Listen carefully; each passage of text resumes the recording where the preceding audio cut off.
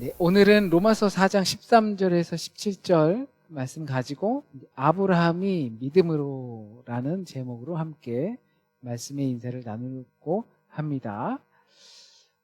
우리가 새길 말씀은 14절 말씀입니다. 만일 율법에 속한 자들이 상속자이면 믿음은 헛것이 되고 약속은 파기되었느니라. 이 말씀을 새기면서 아브라함이 믿음으로라는 제목으로 함께 말씀 인사를 나눕니다. 우리가 로마서 3장을 다시 시작하면서 어땠죠? 모두가 다 죄 아래에 있다. 그래서 의라고 말할 수 있는 사람이 하나도 없다. 그래서 우리는 오직 믿음으로만 그 의롭게 된다. 믿음만이 초월이신 하나님의 생명에 연결된다는 것이었죠. 그렇다고 해서 믿음으로 그 하나님의 생명에 가서 우리가 연결된다고 해서 우리의 실제적인 삶을 대충 살거나 또 남들에게 무리하게 사는 것이 아니라고 말씀을 드렸어요. 왜냐하면 믿음으로 의롭게 산다는 것은 우리가 하늘의 영역에 속하지만 또한 우린 땅에 발을 딛고 살면서 하나님의 재판장에 서는 우리는 믿음으로 그의 속량하심을 입어서 의롭게 되어 우리는 믿음의 흔적들을 남기면서 살아갈 수밖에 없기 때문이다 라고 하였습니다. 그래서 우리가 내가 너보다 좀 낫지라고 자랑하는 마음조차도 생기지 않는 것이 믿음으로 인하여서 우리가 의롭게 된 그 실존 상태를 개인적으로 파악을 하기 때문에 그래서 자랑할 것이 없는 것이에요. 자랑할 게 없으니까 이해하기 어려운 그 눈빛과 표정을 보내지 않게 되는 거죠. 그러면 우리 신앙이 잘못되면 우리의 믿음으로 살아간다고 하면서 예수를 믿는다고 하면서 그러면서도 여전히 내가 너보다 좀 낫지 않는가 도덕적, 상대적 가치의 우월함을 자랑하면서 살아가다가 보면 이게 우리의 믿음과 불일치한 삶이 되는 거예요. 그래서 교회에선 교회대로 나가선 나가서대로 믿음은 내가 있지만 나는 그 나가서 있는 밖의 신분으로 한 90% 살고 믿음, 교회의 신분으로 10% 사는 것을 불일치한 삶이라고 하는 거죠. 이 모든 것이 하나님 앞에서는 정말 아무것도 아니라는 것을 우리가 알아야 하는 겁니다. 그럼에도 우리가 아름답게 살아야 하는 이유, 그것이 바로 믿는 자들이 지닌 특권입니다. 의무이기도 하고 권리이기도 합니다. 우리가 그것을 누려야 해요. 죄와 은혜를 자각했기 때문에 그렇습니다. 그러므로 여전히 비교와 자랑과 자기 잘남으로 똘똘 뭉쳐져 있는 이 세상에서 우리가 살아가더라도 믿음의 증거가 있는 삶을 살아야만 하는 거죠. 우리는 믿음으로 인하여서 그 자랑과 자기 잘남과 이러한 것들이 사라진 삶이지만 우리가 이제 살아가는 현실의 삶은 자랑과 비교와 자기 잘남의 삶을 다들 누리고 있거든요. 그래서 우리를 그러한 눈빛으로 봐요. 그럼에도 불구하고 우리는 그 자랑을 없애고 자기 잘남, 자기 의를 없애고 비교를 하지 않으므로 믿음의 삶을 증거로 살아내야 하는 겁니다. 그런데 궁금한 게 있죠. 왜 행위가 아니고 믿음인가? 왜 율법이 아니고 복음이고 은혜인가? 왜 믿음만이 하나님의 생명에 연결될까요? 왜 믿음이 우리를 하나님의 의로 의롭게 할까요? 기본적으로 교회에서는 항상 이렇게 얘기해요. 행위가 아닌 믿음으로 의롭게 된다. 너무나 많이 들어왔기 때문에 그냥 그런 줄 알 수도 있어요. 하지만 곰곰이 생각해 보면 왜 행위가 아닌 믿음이 나를 평가하는 중요한 요소라고 교회는, 주님은, 말씀은 말하시는가? 분명하고 객관적으로 판단할 수 있는 우리의 모습들이 있거든요. 상대적 기준들이 있잖아요. 그런데 왜 굳이 보이지도 않는 그 기준으로 애매한, 어떻게 보면 너무나 광범위한 믿음으로 우리가 의롭게 된다. 하나님의 생명에 연결된다. 라고 성경은 말하는 걸까? 의문이 듭니다. 간단하게 답을 찾아본다면 첫 번째 이유가 있을 겁니다. 아마도 눈에 보이는 기준이 우리는 있는 것 같지만 이렇게 한 사람은 좋은 사람이야. 이렇게 하면 나쁜 사람이야. 이런 기준이 있는 것 같지만 그 기준들이 계속 변하고 있기 때문에 그래요. 실상은 그 기준이 자꾸 옮겨 다니니까 어제는 여기 있었다가 오늘은 여기서 기준을 하고 내일은 저기고 계속 바뀌니까 실상은 그게 기준이 없는 것과도 같아지는 거죠. 이게 부모들이 자녀들을 대할 때도 그런 게 있다고 합니다. 이 자녀들을 대하는데 아주 어릴 때 자녀는 똑같은 행동을 해요. 물을 엎질렀어요. 그런데 엄마가 기분이 좋아요. 그래서 아유 괜찮아 이렇게. 근데 다음날 물을 엎질렀어요. 엄마가 기분이 안 좋아요. 그래서 야, 왜 물을 엎질렀어? 아이는 똑같이 물을 엎질렀을 뿐인데 엄마 기분에 따라서 엄마 반응이 다른 거예요. 그러면 아이가 불안해진다고 합니다. 왜냐하면 어느 기준에 맞춰야 될지 모르기 때문에 그렇대요. 세상에 있는 그 기준이 명확한 기준이 있는 것 같지만 계속 어제 다르고 내일 다른 거예요. 그렇기 때문에 10년 전에 좋았던 행위가 지금은 사람들을 불편하게 하는 행위가 될 수도 있는 거죠. 10년 전에는 다 그렇게 믿고 야 이렇게 해야 돼. 그래야 사람이지.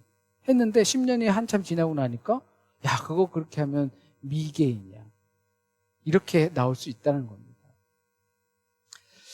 그러니까 우리가 살아가는 행위가 있는 세계에서는 절대적이라고 할 수 있는 것이 사실은 없는 거예요. 그런데 가만히 생각해 보면 계속 변하면서 그 기준들이 옮겨 다니면서 과거에 옳았던 것이 지금은 틀리는 것들도 많은데 몇천 년 동안 동일한 행위를 지금도 하고 있다는 것은 한편으로는 굉장히 대단하다 여길 수밖에 없습니다. 이게 예배의 형식은 바뀌었을지 몰라도 하나님을 향한 마음으로 살아야 한다라는 것은 몇천 년이 지났는데도 변함이 없어요. 많은 사람들이, 과학자들이 의심하고 궁금해하고 의문을 갖는 게 바로 이거예요. 아니 자기들이 생각할 땐 분명히 신은 없는 것 같고 이렇게 하여튼 과학적으로 막 그렇거든요. 근데 어떻게 2000년이 넘게 한 믿음을 갖고 살아가지? 이 사람들 되게 특이한 거예요. 너무 신기한 거예요. 그것이 어쩌면 명확한 눈에 보이는 기준이 아니라 보이지 않는 그 기준을 붙들고 있기 때문에 그런 거라고 봅니다. 또 다른 이유가 있다면 왜 성경은 행위가 아니라 믿음인가? 다른 이유가 있다면 우리의 상황이 모두 같지 않다는 데 있어요. 누군가는 많이 배우고 누군가는 가난하고 각자가 처한 상황이 명백하게 다릅니다. 자라온 세대도 달라요. 70년대 태어난 사람, 80년대, 90년대, 2000년대에 태어난 사람 각자 상황의 환경에 따라서 자라온 환경에 따라서 생각하고 바라보고 가치관, 판단 다 달라집니다. 그걸로 인해서 우리가 가지고 있는 외부적 조건에 따라서도 달라요.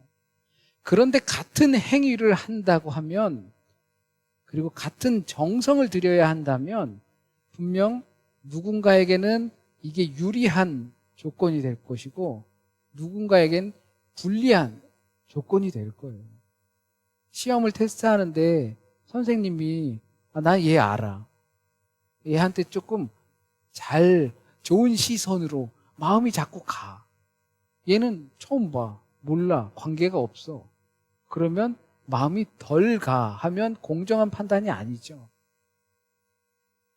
만약에 우리가 이 행위로 한다고 하면 그 행위 때문에 누군가에겐 유리하게 판단될 수 있다는 거예요.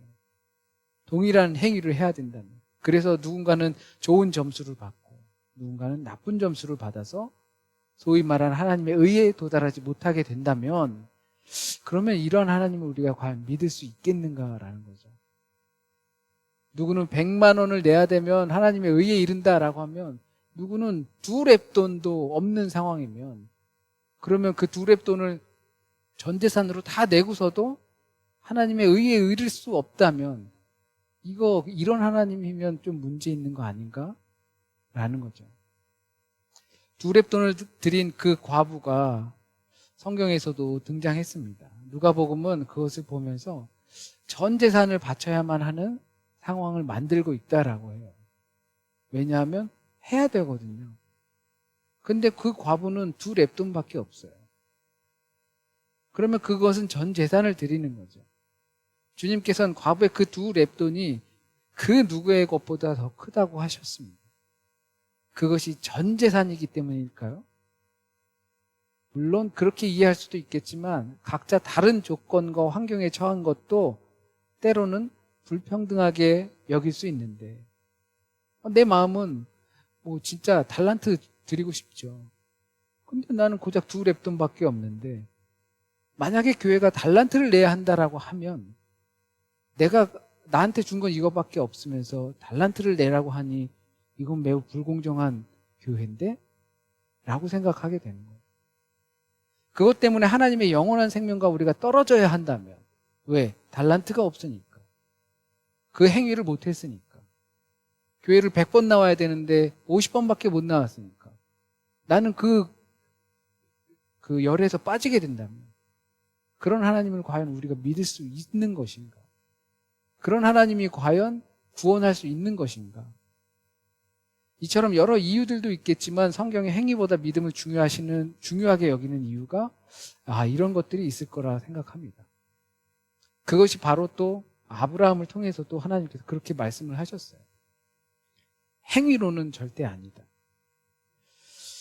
그렇다면 우리가 믿는다는 거, 우리가 주님을 믿고 하나님을 믿고 성령님을 믿는데 내가 믿는다, 누군가를 믿는다고 할 때 가장 중요한 것이 있다면 뭐가 있을까요? 교회는 행위보다 믿음을 중요시하게 되는데 아니, 행위가 아니라 믿음이 중요한 것인데 그 믿는다고 할 때 나도 믿고 있다라는 것을 어떻게 알 수 있을까요? 내가 누군가를 믿을 때 기반이 되는 게 있죠. 대부분이 보통 신뢰 관계라고 합니다. 관계가 있어야 하고 그 관계를 통해서 서로 믿을 수 있다는 것이 형성이 되는 거예요.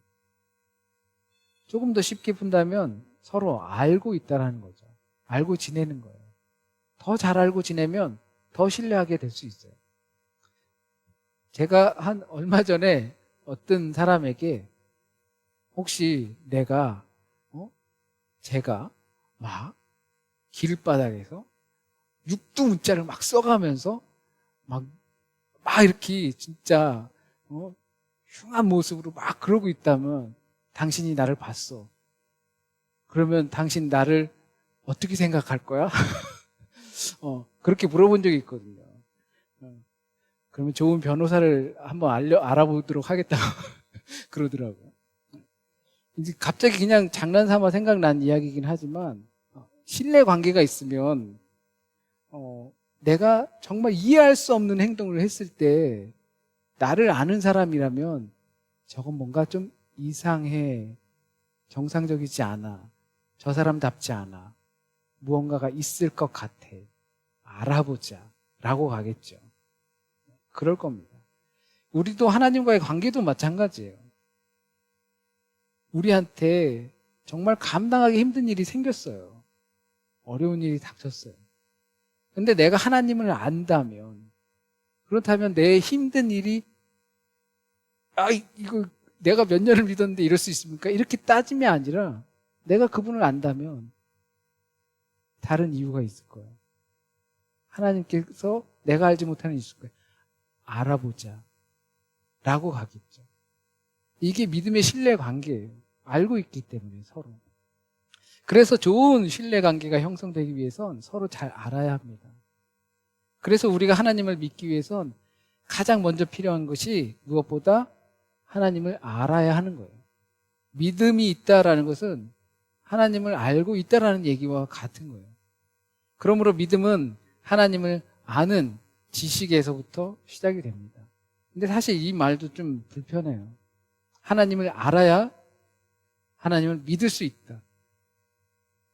지적인 능력이 떨어지는 사람들은 그러면은 하나님을 알 수도 없는데, 그러면 그 사람들은 믿음이 없는 거냐? 그러면 그 믿음 없는 사람들 의에 이르지 못하는 거냐? 그렇게 판단했었던 시절도 있었어요. 그러나 하나님은 이 우리의 한계까지도 뛰어넘으시는 하나님이십니다.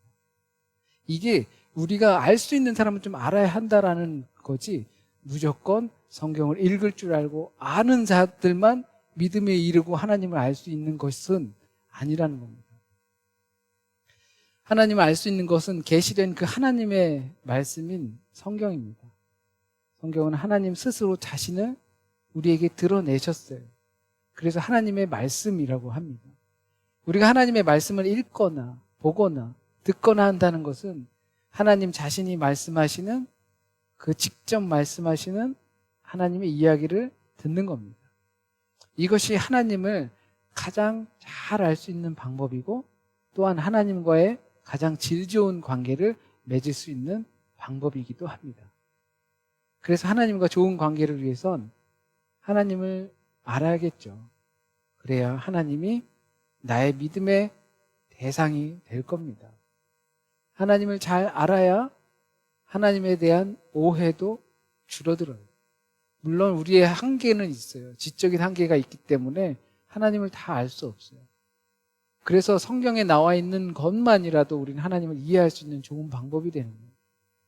우리가 하나님을 믿는다고 하면서 성경을 듣지 않고 보지 않고 그리고 하나님을 알지 못한다면, 그러면 그냥 막연한 인정이 되는 거예요. 대상이 없어요. 그래서 Ich glaube는 돼요.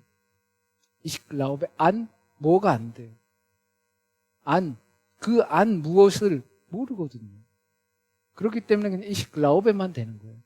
그게 대부분 아시잖아요. 내 생각에는 이런 뜻이잖아요.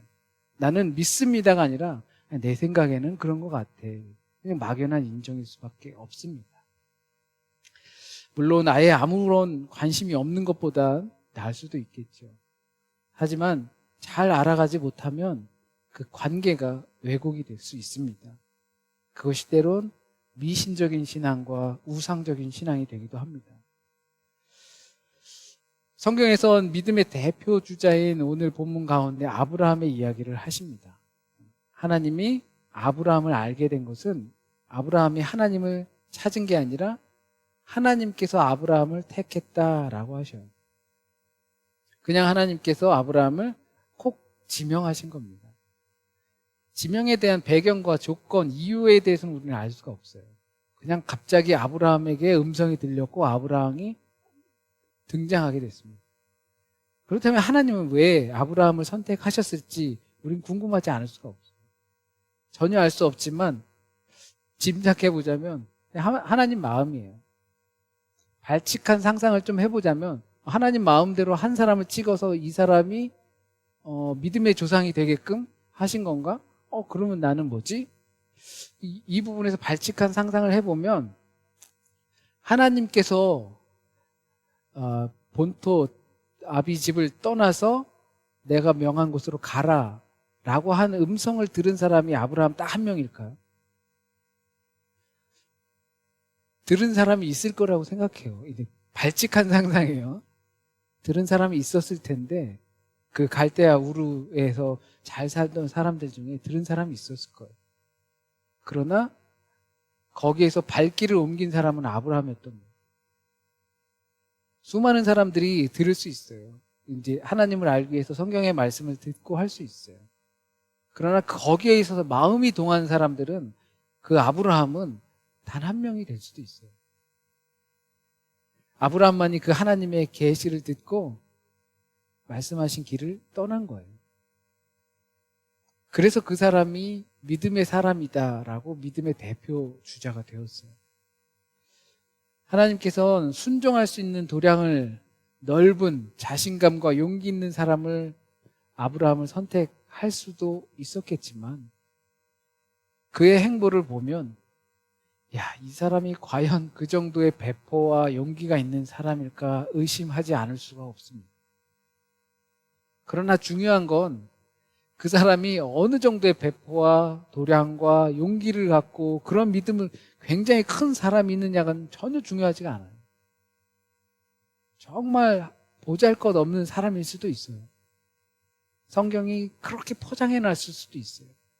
그 이유가 뭐냐면 하나님의 말씀, 음성을 따라서 갔기 때문에 그래요. 그래서 부인을 몇 번이나 팔아도 그래도 얘가 믿음의 조상이다 라고 말씀하시는 거예요. 인간적, 도덕적, 상대적 가치가 기준이 매우 떨어져도 그는 내 음성을 듣고 행했다라는 거거든요. 그래서 믿음의 조상이 되었습니다. 아브라함은 알므로 하나님과의 관계를 시작한 것이 아닙니다. 말씀에 순종함으로 그 관계를 시작했습니다.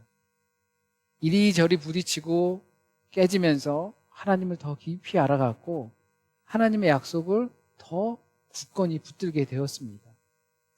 왜냐하면 자신의 연약함을 알기 때문에. 자신의 연약함이 하나님을 붙들지 않으면 또 마누라 팔아먹고 또 재산 팔아먹고 또 우물 팔아먹고 이런 신세가 될 수 있는 자신의 연약함을 알기 때문에 하나님을 붙들 수밖에 없었던 겁니다. 완벽한 사람이 믿음의 조상이 된 것이 아니라 완전히 철저히 연약한 사람이 하나님을 붙드는 그 모습으로 그 사람이 믿음의 조상이 된 것입니다. 우리는 기록된 이 하나님의 말씀을 통해서 1차적으로 하나님을 알 수 있습니다. 하지만 지식적으로 아는 것은 그것만으로는 당연히 부족합니다. 그래서 아브라함과 같이 하나님의 말씀에 응답하고 반응하는 순종의 삶을 통해서 이리 부딪히고 저리 부딪히고 깨지고 쓰러지면서 하나님을 더욱더 붙들게 됩니다. 그럴 때 우리는 하나님과의 관계가 더욱 깊어지기도 하고 우리를 향한 그 하나님의 영원하신 약속을 더욱 신뢰할 수 있게 됩니다. 이것은 하나님 앞에 아브라함에게서 끝나버린 게 아니라 우리도 그와 같이 되게끔 하게 하신 것입니다. 하나님을 믿는다라고 하는 모든 이들에게 적용이 되는 거예요. 그래서 아브라함이 우리의 믿음의 조상입니다. 팔레스타인에 있었던 그 한 사람이 우리의 조상이 되는 거예요. 말씀을 정리하겠습니다. 왜 하나님은 행위가 아닌 믿음으로만 하나님의 영원한 생명에 연결된다라고 말씀하실까요? 믿음은 보이지 않기 때문에 자랑할 수가 없습니다. 보이지 않는 하나님과 연결되는 존재 방식이 되기 위해선 하나님 방식밖에 없습니다. 보이지 않는 하나님을 믿는 믿음으로 자신의 삶의 존재를 그 존재 방식을 꾸려나가는 사람들에겐 그 믿음의 흔적이 남을 수밖에 없습니다. 믿음은 보이지 않는 세계로 도망치는 것이 아니라 보이지 않는 하나님을 신뢰하기 때문에 보이는 삶을 새롭게 살아내는 힘이 됩니다. 우리가 하나님을 더욱 깊이 알수록 우리의 자랑은 줄어들고 감사는 깊어집니다. 비교와 판단 대신 긍휼함과 겸손은 더욱 자랍니다. 그래서 믿음은 우리의 중심, 핵심적인 것을 하나님을 기준으로 삼는 겁니다. 그러므로 믿음으로 의롭다함을 받은 사람은 이 땅의 삶을 대충 사는 사람이 아니라 은혜를 아는 사람답게 그 전보다 더 아름답고 진실하게 살아가는 사람입니다.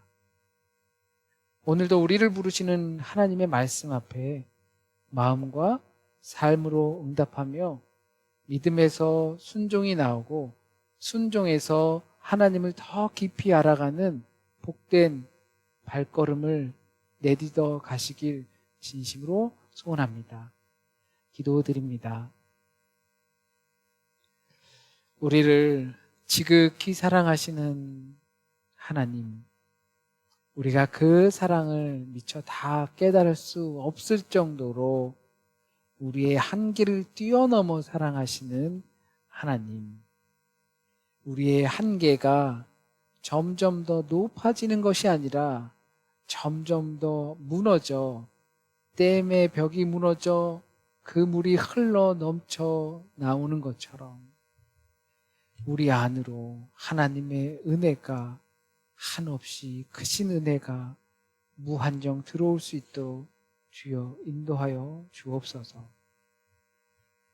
우리의 완벽함, 완전함 너무나 추구하고 싶지만 그것이 하나님께로 가는 길이 아니고 그것이 우리를 의롭게 만드는 것이 아님을 우리의 마음속에 다시 한번 새기며 언제나 주님 앞에 서 있는 모습 잊지 않고 그 주님 앞에서는 믿음 외엔 다른 길이 없음을 우리의 삶을 통해 깨닫게 하여 주옵소서. 하나님을 더욱더 깊이 알아가게 하시고 그 알을 통하여서 우리의 삶에 순종함이 나타나게 하여 주시고 그 모든 것이 내 뜻과 의지로 이루어지는 것이 아니라 믿음과 하나님의 신뢰 관계를 통하여서 이루어질 수 있도록 주여 인도하여 주옵소서. 한 주간의 삶도 주님께 맡깁니다. 건강하지 못한 육체, 연약한 마음 주님께 맡깁니다. 앞에 잔뜩 쌓여 있는 많은 일들, 내가 해야만 하는 복잡한 일들, 처리하지 못한 문제들 모두 주님께 맡깁니다. 짧게 사는 인생, 많이 사는 인생, 그 인생 가운데 아직도 남아있는 그 주님을 향한 갈망, 이것도 다 주님께 맡깁니다.